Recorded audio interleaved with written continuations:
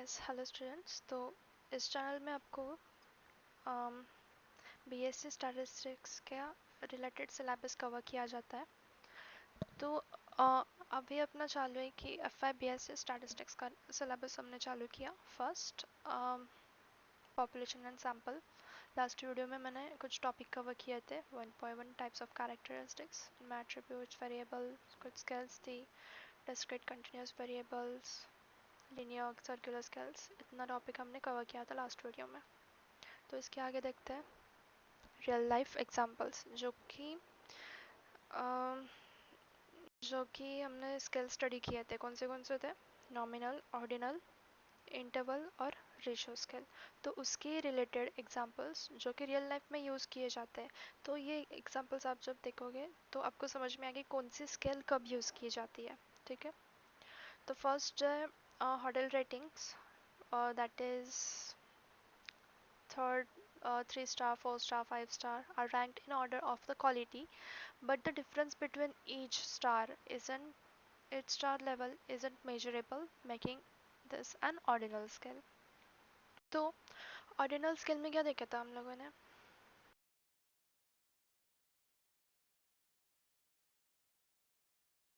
Okay, ordinal scale में हमने क्या देखा था कि रैंकिंग डिसाइड की जाती, मतलब कोई डेटा होता है उसमें कैटेगराइजेशन हो जाता है और एक ऑर्डर होती है ना, मतलब कंपैरिजन होता है, पर उसमें इंटरवल क्लियर नहीं होता। मतलब दो डेटा में का, दो कैरेक्टरिस्टिक्स में का इंटरवल डिसाइड नहीं किया जाता, मतलब उनमें का डिफरेंस कितना है। यहाँ पे थ्री स्टार और 4 स्टार में का डिफरेंस क्लियर नहीं है ना। तो वहाँ पे कौन सी स्केल यूज़ की जाती है? ऑर्डिनल स्केल की जाती है।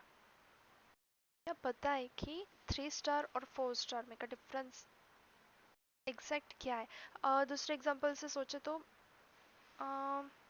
या स्टूडेंट का एग्जांपल लो कि फर्स्ट रैंक और सेकंड रैंक का जो स्टूडेंट है, तो वो रैंक से अगर फर्स्ट रैंक वाले को ए ग्रेड मिलता है और सेकंड रैंक वाले को बी ग्रेड मिलता है, तो उस ग्रेड पर से हमें नहीं समझ में आता कि हर एक को कितने मार्क्स मिले, है ना।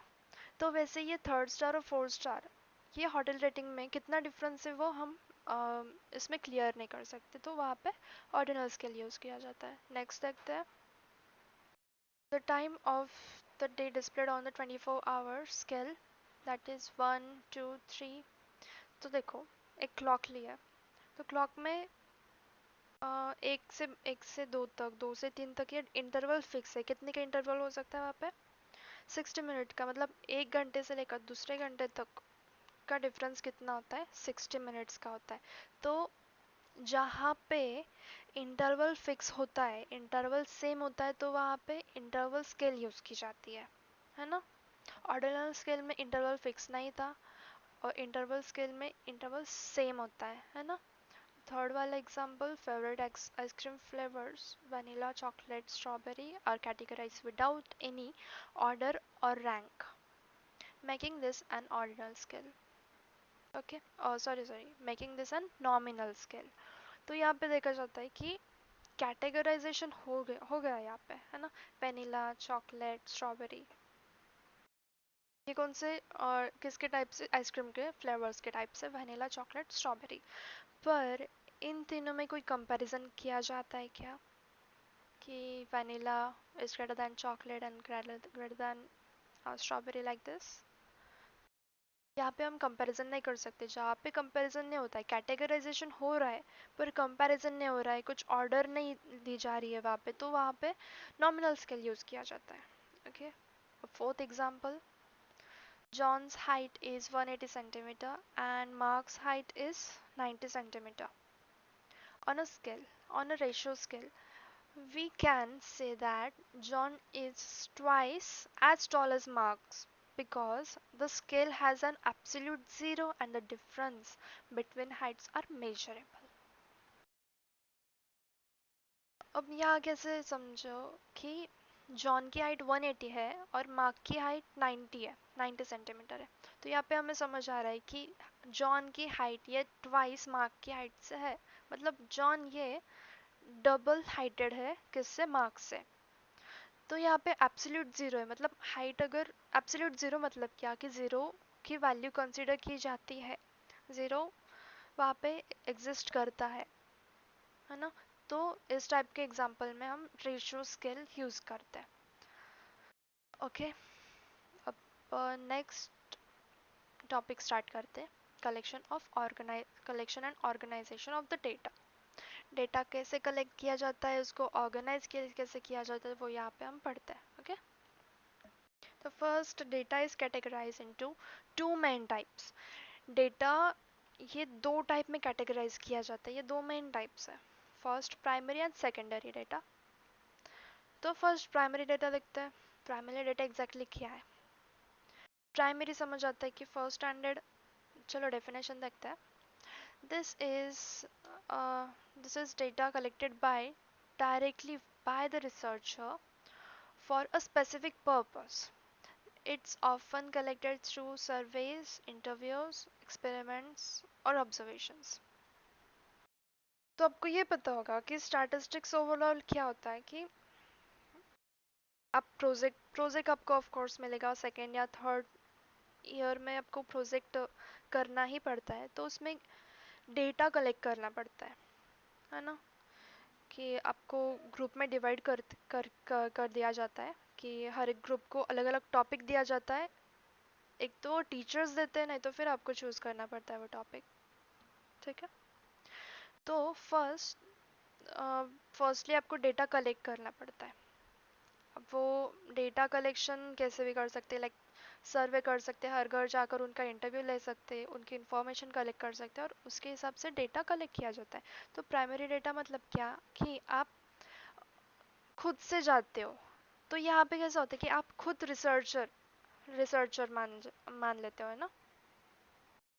को ग्रुपिंग किया जाता है और ग्रुप के हिसाब से आपको वो सारा डेटा कलेक्ट करना पड़ता है हर एक के घर पे जाके, या फिर ऑनलाइन लाइक इंटरव्यू वगैरह देके भी कर सकते हो। तो यहाँ पे आप खुद रिसर्चर हो, है ना। तो आप खुद के पर्पस के लिए, खुद के एक्सपेरिमेंट के लिए आप खुद से जाके डेटा कलेक्ट कर रहे हो, मतलब वो क्या होता है, प्राइमरी डेटा होता है। ठीक है, तो primary data are also called as raw data. Primary data को रॉ डेटा भी बोलते हैं क्योंकि उसमें कुछ नल वैल्यूज़ भी मिलती है, मतलब कुछ डेटा की वैल्यूज़ नहीं मिलती है, तो इस उसको क्लीनिंग करना बाकी होता है, प्राइमरी डेटा को क्लीनिंग करना बाकी होता है, इसलिए उसको रॉ डेटा भी बोलते हैं। No doubt the primary data are more reliable than any other type, but it is expensive and time consuming. तो प्राइमरी डेटा मोर रिलायबल होता है, ज़्यादातर इफेक्टिव होता है एनी अदर डेटा टाइप से, पर वो क्या होता है कि टाइम कंज्यूमिंग भी होता है, ज़्यादातर टाइम लगता है और डेटा को कलेक्ट करने में, और उसका एक्सपेंसिव भी होता है। The data are collected by the following methods. अब डेटा प्राइमरी डेटा कलेक्ट करने के कुछ मेथड्स है, 1 to 3। First, direct personal investigation और इंटरव्यू। तो मैंने जैसा कहा कि आप खुद से जाके उन लोगों को क्वेश्चन पूछ के उससे डेटा कलेक्ट करते हो। इंटरव्यू इंटरव्यू के लाइक इंटरव्यू में कैसा होता है कि आप कुछ क्वेश्चंस करते हो और उससे आंसर्स मिलते हैं, like this.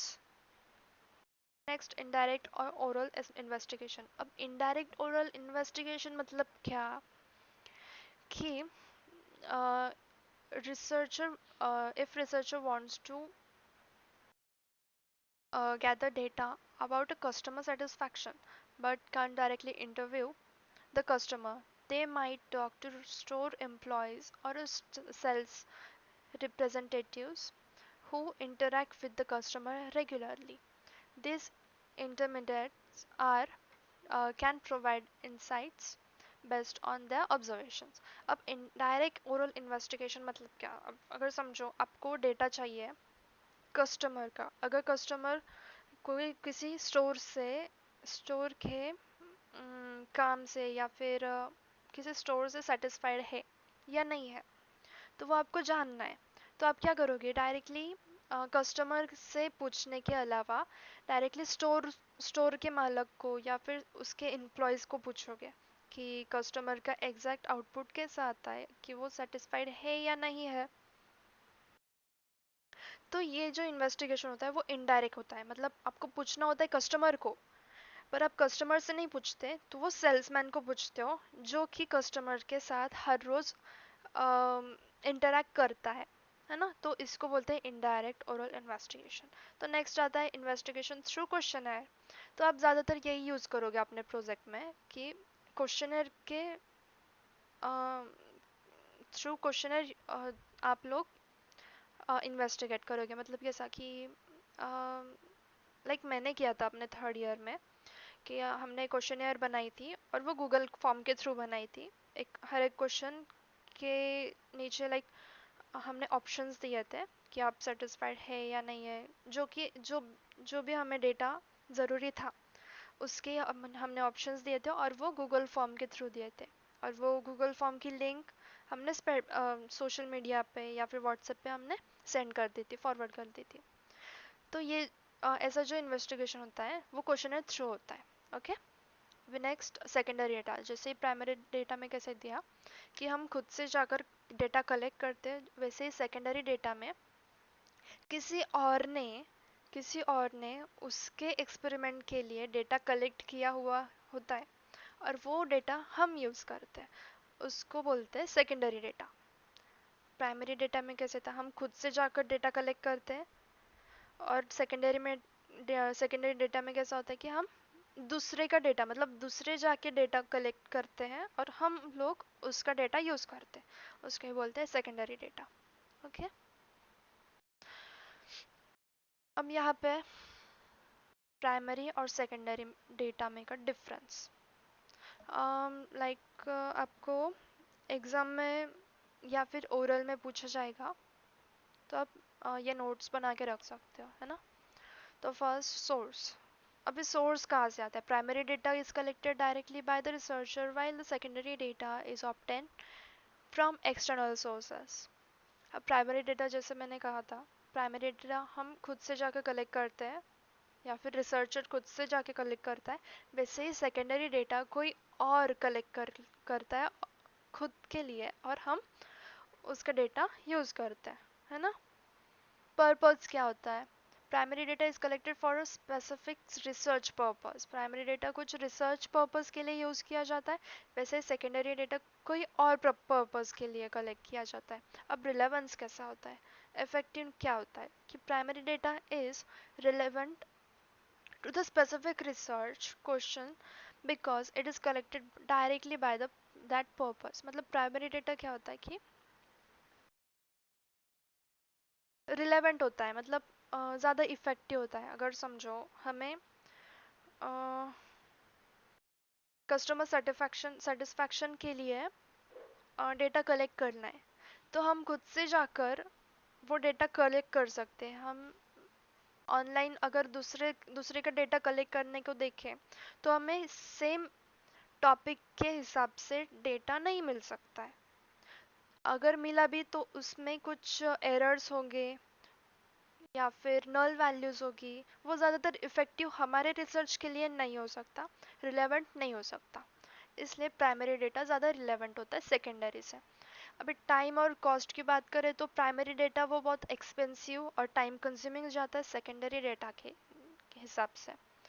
Next accuracy, of course accuracy या प्राइमरी डेटा में होगी, जैसे कि हमने क्वेश्चन बनाए हैं, जैसे कि हमारा टॉपिक है उसके हिसाब से हम डेटा कलेक्ट करेंगे ना।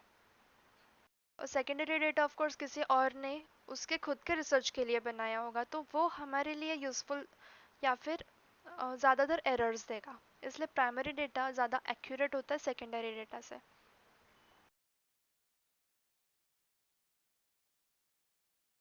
कंट्रोल कंट्रोल कैसा होता है कि researcher have more control on the collection and analysis of primary data while they have less control over secondary data। Okay. जैसे कि रिसर्चर ने क्या किया है कि खुद के क्वेश्चंस के हिसाब से, खुद के टॉपिक के हिसाब से डेटा कलेक्ट किया हुआ होता है, मतलब वो डेटा पे रिसर्चर का कंट्रोल होगा।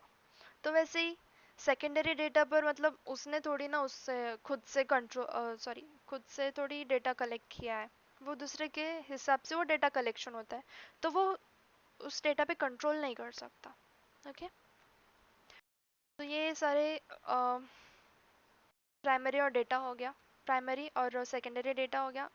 नेक्स्ट, प्राइमरी और सेकेंडरी से अलावा और कुछ डेटाज होते हैं, जैसे कि टाइम सीरीज डेटा और cross sectional data. Time series data मतलब क्या?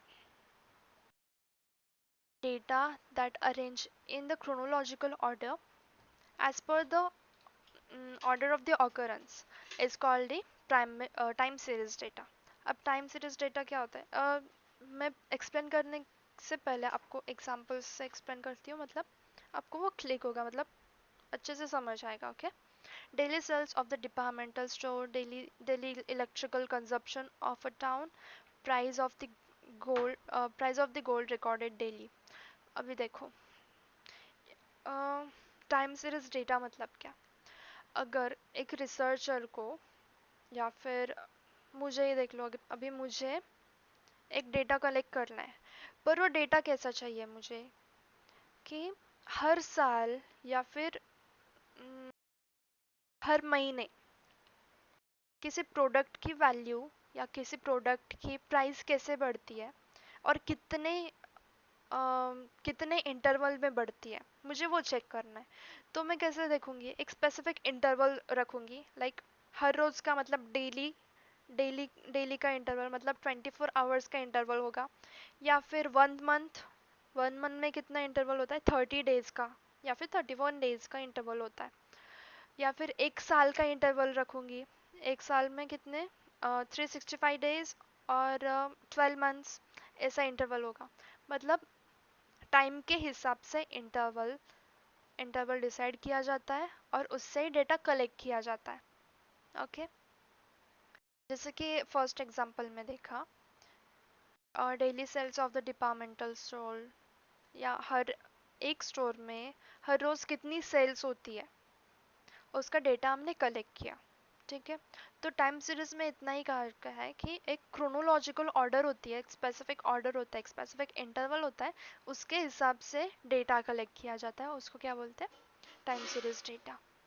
वैसे ही क्रॉस सेक्शनल डेटा कैसा होता है? The value of the variable observed at a particular time, at a particular time at several places or on a several objects is called cross sectional data।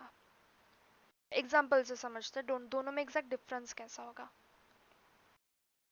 Sales on a specific day of a several departmental stores is a cross sectional data। However, the daily sales of a specific departmental store constitutes the time series data। Okay, अभी यहाँ पे कैसे example दिया है कि हमें daily sales देखनी है, एक एक दिन की सेल्स देखनी है हर एक डिपार्टमेंटल स्टोर्स की, हर एक डिपार्टमेंटल स्टोर्स की, हर एक दिन की सेल्स देखनी है कि कितनी सेल्स अलग अलग डिपार्टमेंटल स्टोर एक दिन में करता है। वैसे ही टाइम सीरीज में कैसा होता है कि हर एक दिन की हर एक दिन की सेल्स एक ही डिपार्टमेंटल स्टोर की कितनी होती है, वो टाइम सीरीज डेटा होता है। अभी शॉर्ट में देखो कि कैसा एक्सप्लेन करती हूँ मैं। क्रॉस सेक्शनल डेटा, एक ही दिन का हर एक डिपार्टमेंटल स्टोर का डेटा कलेक्ट किया जाता है कि उसकी सेल्स कितनी होती है सिर्फ एक दिन का। वैसे ही टाइम सीरीज में क्या होता है कि हर एक दिन का हर एक दिन का एक ही डिपार्टमेंटल स्टोर की सेल्स कितनी होती है, वो टाइम सीरीज में होता है। ओके, आई होप आपको सारे टॉपिक क्लियर हो गए होंगे। अभी नेक्स्ट टॉपिक अगले वीडियो में देखते हैं। Thank you.